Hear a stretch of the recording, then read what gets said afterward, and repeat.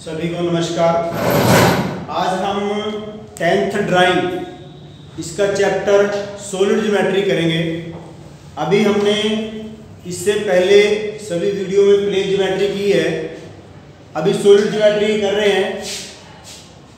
सबसे पहले इसकी इंट्रोडक्शन, ये है क्या चीज, ये देखिए। हम सब इस फिगर को जानते होंगे, पहचानते होंगे। ये क्यूब है, क्या है ये? घन, घन हम इसको बोलते हैं, घन। तो और ये है घन क्षेत्र, क्या है ये? घन क्षेत्र हम इसको कहते हैं। इसी प्रकार की और बहुत सारी फिगर होती हैं। ये त्रिभुज घन क्षेत्र है, त्रिभुज घन क्षेत्र, इसको हम त्रिभुज सुंडाकार, सुंडाकार यानी कि ये जो है इसको हम बोलेंगे प्रिज्म। ऐसे ही ये षटभुज सुंडाकार है और ये पंचभुज घन क्षेत्र है। तो क्या अभी इसको शुरू करने से पहले हमें ये जो आकृतियां हैं इनके बारे में पता होना चाहिए, इनके नाम पता होना चाहिए, क्योंकि प्रश्न इन्हीं से संबंधित आना है। जब तक आपको फिगर के बारे में नहीं जानकारी होगी तो आप प्रश्न नहीं कर पाएंगे। जैसे अभी ये घन है, ये इसके हम इसको चाहे सामने से देखें या ऊपर से देखें, ये एक जैसा ही बनेगा। एक फिगर ये होगी। अब एक ये होता है, ये इसमें इधर भी वर्ग बना है, इधर भी वर्ग बना है और इसमें चार आयतें बनी है, तो इसको बोलेंगे वर्ग घन क्षेत्र। क्या बोलेंगे इसको? वर्ग घन क्षेत्र। ऐसे ही ये पंचभुज है, इधर भी समपंचभुज है, एक जैसे माप की, और इसमें 5 आयतें हैं, तो ये है पंचभुज घन क्षेत्र। अब अपने को ध्यान आया होगा कि ये जो पंचभुज घन क्षेत्र वाली फिगर है, जैसे ये है अष्टभुज, इधर भी समअष्टभुज बनी है इसमें और इधर भी, तो बीच में 8 आयतें बनी है, तो ये अष्टभुज घन क्षेत्र है। इन्हीं से संबंधित प्रश्न है, प्रश्न में लिखा होगा कि कौन सी फिगर का प्रश्न है।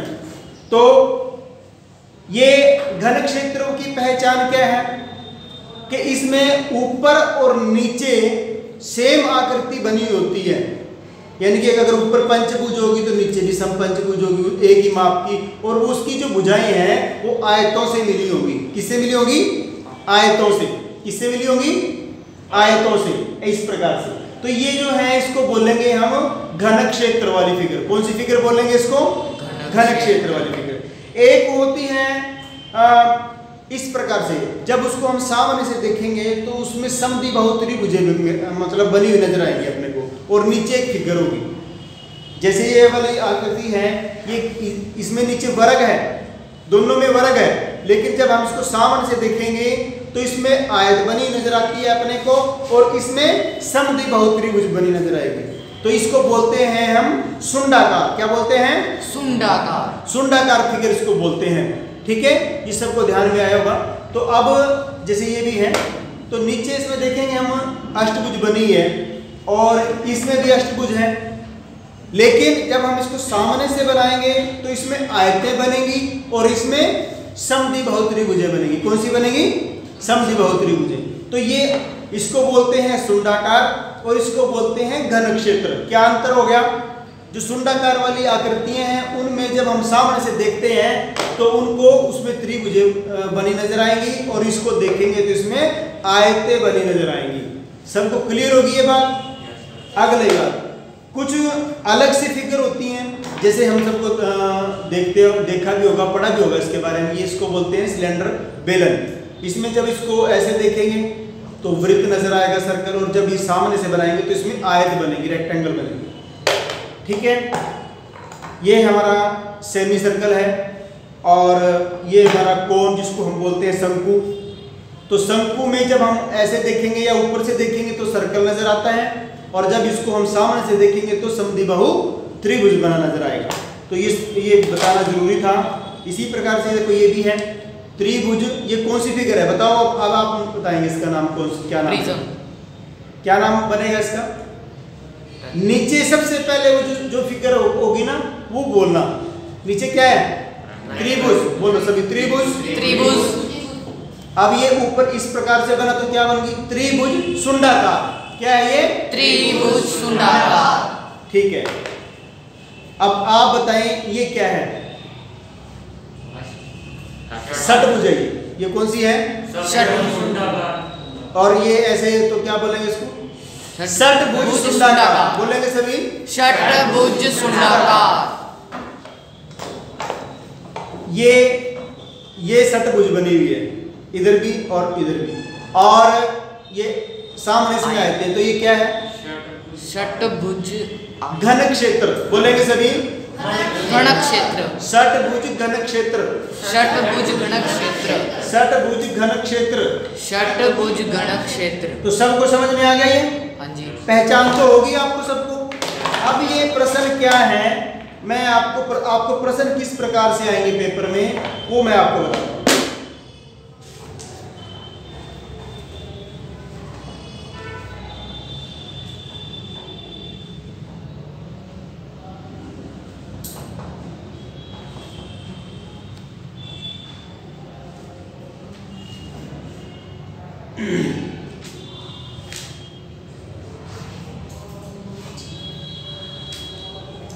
तो अब आपको ये पहचान हो गई। इसको अगर इंग्लिश में बोलेंगे तो क्या कहेंगे? इसको प्रिज्म। इसको क्या बोलेंगे? प्रिज्म। ये प्रिज्म है और ये है पिरामिड। अगर इंग्लिश मीडियम वाले उनको थोड़ा सा दिक्कत होती है तो इसको बोलेंगे पिरामिड। ये कौन सी है? पिरामिड ऐसी होता है ना सर, पिरामिड। ये पिरामिड है और ये प्रिज्म है। ये क्या है? प्रिज्म। प्रिज्म। घन क्षेत्र जो होता है प्रिज्म होता है, और ये जो आपने पिरामिड देखे होंगे इसी प्रकार के होते हैं तो ये पिरामिड बोलते हैं इसको। ठीक है, हिंदी में इसको सुंडाकार, इसको घन क्षेत्र। अब हम इसका आपका चौथा प्रश्न से शुरू होते हैं। चौथा प्रश्न है आपका घन क्षेत्र, इसका वर्ग। प्रश्न किस प्रकार से आपको आएगा वो मैं पढ़ रहा हूं। एक चौथे प्रश्न से 5 सेंटीमीटर भुजा वाले घन का, यानी कि इसकी भुजा कितनी दी गई है पेपर में आपको लिखा आएगा। 5 सेंटीमीटर भुजा वाले घन का सामने और ऊपरी दृश्य बनाओ जब वह HP पर खड़ा हो। HP पर खड़ा है, सामने और ऊपरी दृश्य, इसका दृश्य बनाना है। HP पर खड़ा हो और उसकी एक भुजा धरातल के समानांतर है। उसकी एक भुजा क्या है? धरातल के समानांतर है। तो देखिए अभी ये कहने का ये है कि ये इस प्रकार से खड़ा है, ऐसे ये भुजा है धरातल XY, इसके ऊपर ये खड़ा है, इसकी एक भुजा इसके पैरेलल है। ये यानी कि हमने क्या देखना, कौन सी फिगर का प्रश्न है और वो किस स्थिति में है। दो बातें मैंने क्या बताया। पहली बात, कौन सी फिगर का प्रश्न है? घन का प्रश्न है। उसकी पोजीशन क्या है? उसकी एक भुजा XY के पैरेलल है।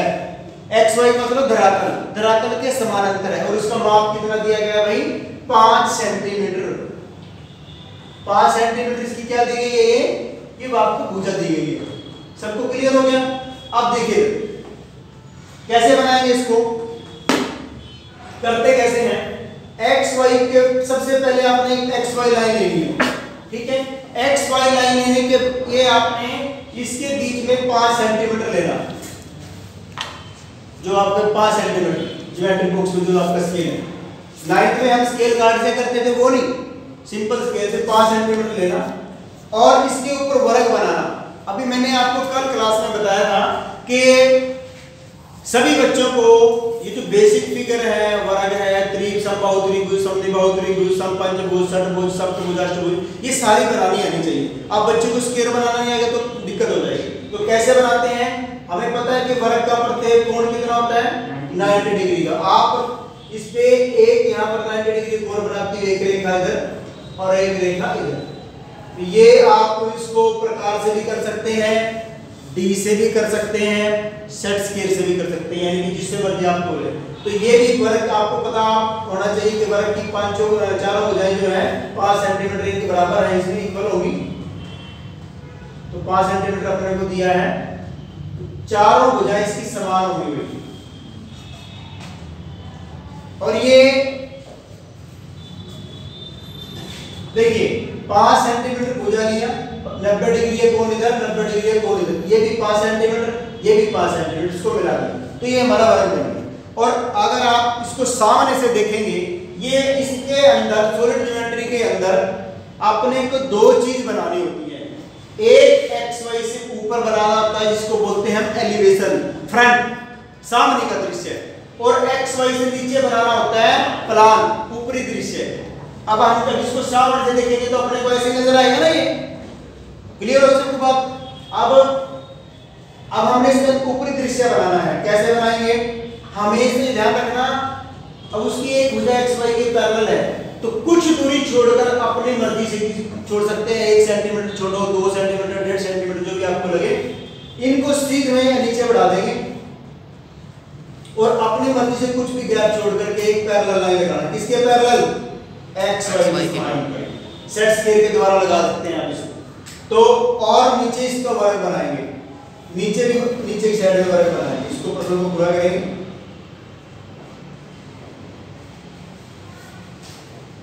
ये हमारा वर्ग होगा, क्योंकि अगर हम इसको ऊपर से देखेंगे तब भी अपने को ऐसे नजर आएगा और सामने देखेंगे तो ऐसा नजर आएगा। अब इसके नाम लिखने का तरीका है, नाम कैसे लिखते हैं, देखिए सबसे पहले मैंने यहाँ इसके प्लान में नाम लिखना आपने, यहाँ पर ए, यहाँ पर बी मैंने लिखा, यहाँ पर सी और यहाँ लिखा डी। अब ये बिंदु, अब देखो ऐसे है ये, तो यहाँ पर जब मैं इसको देखता हूँ, यहाँ पर है ये ए, यहाँ पर बी, यहाँ पर सी, यहाँ पर डी, तो ए ये सीधा ऊपर आ जाता है, यहाँ पर यहाँ ए डबल डैश नहीं, ए डैश और बी डैश हो जाएगा, तो ये रिपीट हो रही है, ये बिंदु क्या हो रहे हैं, रिपीट हो रही है, समझ आ रहा है सबको। ऐसे ही हम यहाँ इसको ए, इसको डबल कर देंगे, यहाँ ए डैश हो जाएगा, ठीक है, ये यहाँ पर आपका बी हो गया, बी डैश हो गया। अब देखिए ये जो बिंदु है यहाँ एक्स वाई के साथ, ये अंदर आ जाएंगे इसमें, ये डी डैश और ये सी डैश, इसका नाम लिखने का ये तरीका है। और ये भुजा कितनी थी अपने पास दी हुई प्रश्न में, 5 सेंटीमीटर, हम इसको इस प्रकार से दर्शाना। ये आपका चौथा प्रश्न पूरा हो गया। अब करते हैं हम अगला प्रश्न, 5वां प्रश्न। एक प्रश्न मैं पढ़ रहा हूं, वर्गाकार घन क्षेत्र का सामने और ऊपरी दृश्य बनाओ जबकि घन क्षेत्र धरातल पर खड़ा है, वर्ग की एक भुजा धरातल के समानांतर है, इसके माप दिए गए हैं। क्या, इसमें एक भुजा और इसकी हाइट भी है ना, उसमें क्यूब में तो एक ही भुजा ही है सर, इसमें दो माप है। अगर हम देखेंगे इसको, एक इसकी वर्ग की भुजा ये है और एक ये है, तो इसके अंदर दो माप है। कौन कौन से, इसमें यहां पर भुजा दी गई अपने को कितनी, 5 सेंटीमीटर होगी, हाँ 5 सेंटीमीटर, और ऊंचाई दी गई अपने को 8 सेंटीमीटर। ये प्रश्न में दिया गया है, ये हमारी स्टेटमेंट है।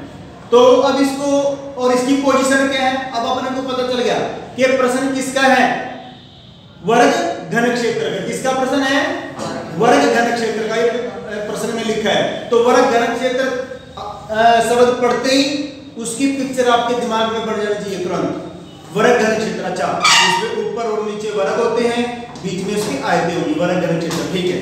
उसकी पोजीशन क्या है, उसकी पोजीशन इस प्रकार से है कि उसकी एक भुजा एक्स वाई के समानांतर है। एक्स वाई के धरातल के समानांतर का मतलब होता है ए एक्स वाई के समानांतर है। तो इसको शुरू करते हैं। तो ये सामने इस प्रकार से, कैसे, भुजा 5 सेंटीमीटर, तो 5 सेंटीमीटर लेंगे, और जब हम इसको सामने से देखेंगे तो ये ऐसे बनेगी, आयत बनेगी। तो आयत को भी आपको पता होगा, प्रत्येक कोण की 90 डिग्री का होता है रेक्टेंगल का, ये सबको पता है ना। तो ये 5 सेंटीमीटर भुजा लेकर के, 5 सेंटीमीटर भुजा लेनी है आपने, और ऊंचाई कितनी है, 8 सेंटीमीटर। ये ऊंचाई काटनी है यहां पर, और इसको हम मिलाएंगे। तो ये अगर आप इसको सामने से देखेंगे तो आयत बनेगी इस प्रकार से। ये हमारा सामने दृश्य बन गया। अब हम निचले ऊपरी दृश्य पे आते हैं, प्लान पे। तो जब इसको प्लान ऊपर से देखोगे तो आपको क्या नजर आएगा, मान लो इसको मैं ऐसे खड़ा कर देता हूं, तो जब सामने देखेंगे तो आयत नजर आएगी, और ऊपर से देखेंगे तो क्या नजर आएगा, वर्ग, स्क्वायर नजर आएगा आपको। अगर मान लो मैं इसका से खड़ेगा तो ऊपर से नजर क्या आएगा, वर्ग नजर आएगा, वर्ग आएगा ना, तो ये नीचे वर्ग बनेगा। और उसको इसकी एक भुज के दानेदार जाएंगे, इसके प्रोजेक्शन कुछ दूरी छोड़ के अपनी मर्जी से एक्स वाई के पैरेलल एक लाइन लेना, ये अपनी मर्जी से छोड़ना आपने क्या बीच में, और नीचे वर्ग बनाना। और वर्ग किस माप का बनाना बताओ, 5 सेंटीमीटर भुजा का। कैसे बना, कितने का, 5 सेंटीमीटर भुजा का। ये वर्ग बनाना आता है ना सबको, ये भी 5 सेंटीमीटर, यहां से भी 5 सेंटीमीटर, यहां से 5 सेंटीमीटर, उसको ये भी 5 सेंटीमीटर, ये आपको ये वर्ग बनना है।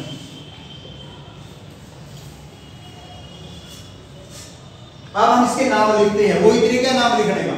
मैं इसको नाम दे रहा हूं A B C और D। पहले नीचे प्लान में नाम दे दो आप। और ये नाम लिखने का भी एक तरीका होता है इसका, कुछ बच्चे हो सकता है आप में से जाए होंगे, तो ये क्या, इसको हम क्लॉकवाइज या एंटी क्लॉकवाइज नाम लिखते हैं। बीच में से कोई भी पॉइंट मिस करके नहीं लिखते होते, जैसे A B C D E F ऐसे चलते जाएंगे, जितने बिंदु आते जाएंगे, जितने भी पॉइंट आएंगे हम उतना ही उसको आगे बढ़ाते जाएंगे। लेकिन ऐसा नहीं होगा A B C D, ऐसे नहीं, ये गलत हो जाएगा। हमने कोई यहां से शुरू हुए तो छोड़ना नहीं, बीच में मिस नहीं करना उसको, और उसको कंटिन्यूटी में लिखना। ये लिखने का तरीका होता है। आप चाहे A से शुरू करो, चाहे C से शुरू करो, वो कोई बात नहीं, लेकिन प्रश्न में इसी प्रकार से लिखे यहाँ A B C D। अब इसको जैसे हमने पहले किया था, यहाँ पर ये सीधे बिंदु उठा करके यहाँ लिख दो A और B, और जो में तो ये बाहर यहाँ पर A और B। अब यहाँ पर सिंगल डैश, यहाँ पर ये आपके डबल डैश, क्योंकि तीसरी पर लिखा जा रहा है। अब ये जो D और C बिंदु है ये भी रिपीट हो रहे हैं, तो इसका मतलब क्या है कि इनके साथ भी डैश लग जाएगा। ये आपके दोनों प्रश्न कंप्लीट हो गए। इसको करना कैसे है, ये हमारी फाइल का पेज है, बीच में आप इसके दो बार भाग करें, लाइन लगाएं, एक्स वाई लाइन लगा करके ये आपका चौथा प्रश्न, ये पांचों प्रश्न यहाँ आपका प्रश्न लिखा जाएगा। हाँ, पेन से आप प्रश्न लिखेंगे यहाँ और इसको बनाएंगे, इसकी विधि वगैरह कुछ नहीं लिखेंगे। ये सबको क्लियर हो गया, सबको ध्यान में आ गया? yes, इसमें आपको बस 2 बातें मुख्य हैं, आप फ्री के अंक है ये 2 बातें। कौन सी, कि कौन सी फिगर का प्रश्न है। जैसे प्रश्न पढ़ा, फिगर लिखी होती है, इसमें तुरंत उसका चित्र अपने दिमाग में बन गया, फिर उसकी पोजीशन क्या है, वो किस पोजीशन में दिया गया है। तो मैं समझता हूं कि आपको ये आज इस वीडियो के माध्यम से आपको सारी बातें क्लियर होंगी। अगले प्रश्न हम नेक्स्ट वीडियो में करेंगे। आज के लिए इतना ही।